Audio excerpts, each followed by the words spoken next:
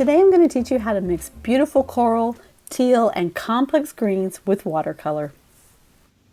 Hello my creative friends, Jessica Sanders here. Welcome to my channel.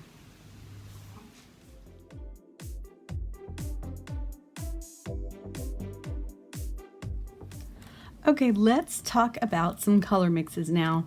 Now, you may have these colors individually in your palette, but if you're using the Mission Gold set, the 36 color set, they don't have the colors we're going for necessarily, or these colors may be hard to find. For example, coral is hard to find individually in a tube when you're buying paint colors, and so I thought it would be cool to mix a nice coral color, which is great for flowers. It's also great for skin tones, so something to think about. All you need is Mission Gold orange, so it's a really bright, vibrant orange, right? And we're going to add to it rose madder, really bright pink, plus a lot of water. So you can see my mixing palette. So all I do is pull some of these colors together here. And I don't do it like scientifically, as in, well, this is one part that and two parts this. That doesn't work very well for me. I tend to eyeball it a little bit. So right now I'd look and I'd go, in my palette, this looks too pink. So I'll pull in a little bit more orange. I'm going for a coral color, which is a pinky orange color, right? So I bring in more of that orange, and then I would test it. So how is that looking? That's pretty good for a coral color. And if I added even more water, I'm getting a nice light, vibrant coral color. Now if I wanted it more toward the pink side, I could just go back to the same puddle, add in more pink, and I'll have a soft pink. That happened to be a soft pink, maybe more orange. So kind of go back and forth and test it and see what it looks like. And obviously these have a lot more water than these two do. I wanted to show you these sort of in their mass tone, their deepest, darkest kind of tone you can get, and then see how you can get some nice coral mixes. So remember, it doesn't have to be a perfect color. Everyone perceives color actually a little differently, so just keep that in mind. But that really creates a really lovely coral color. So here's another little paint swatch sample where I mix these two, and you can get some deep dark corals as well, but if you add more water, you'll get these nice light tones as well. So you can get a nice range of value as well as color, and you can get a really pretty coral color that you can't necessarily buy in a tube.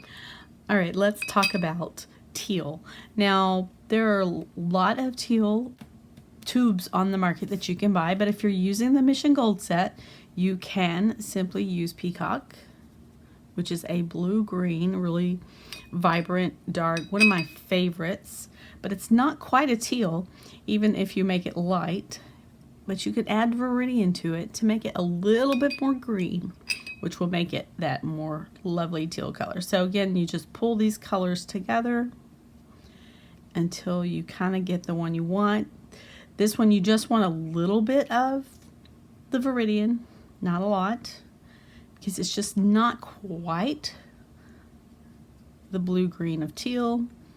And then you can just test it. This, I can say, is going to have a lot more, too much Viridian, but I'll show it to you anyway.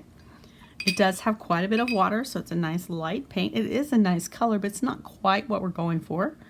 So I'll add a little bit more blue into that mix, and let's test it. That's pretty good. That's pretty good. That's pretty good teal color. Let me add a little more water. We can get a lighter color. All right. So you can make it more blue or more green. You're creating your own mix, and you could do a variety.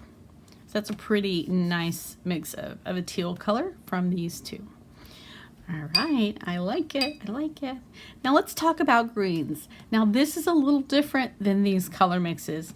What I want us to do for the greens is use a variety of colors. So we may use our peacock blue.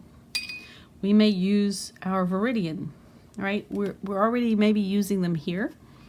you may want to pull in your coral color to tone it down and make it more of a neutral color. Okay, so we're going to make some sort of complex color mixes here.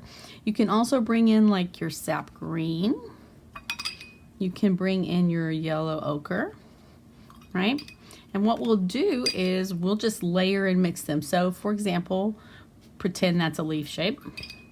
And then I might bring in that all in the same area, and then even bring in the peacock blue because it's fun, right? And now I have a really complex green color. I may not pre-mix it, I may mix it straight on the paper, and also you may layer these. So you can get some really interesting greens. They don't have to be boring and plain and solid. And sometimes people feel like greens are hard to mix, but just bring in your colors, make it interesting, bring in some yellows, all kinds, and you can make a really nice color of green.